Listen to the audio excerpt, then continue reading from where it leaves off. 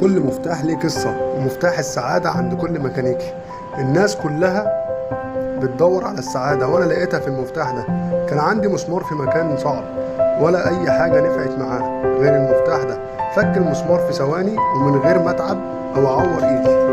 ساعتها بس عرفت ليه بيسموه مفتاح السعادة. مش لازم السعادة تكون كبيرة، أوقات بتيجي فيه حاجة بسيطة بس تنقذك في الوقت الصح. ده فيديو بسيط يعرفك أهمية العدة ولازم تحافظ عليها، عشان العدة هي اللي بتساعدك إن أنت تخلص شغلك بسرعة، وبتساعدك إن أنت تقدر تاكل عيش. نفعنا الله وإياكم بالعلم والعمل، وإن كان من توفيق فمن الله، وإن كان سهوا أو نسيان فمنه من الشيطان.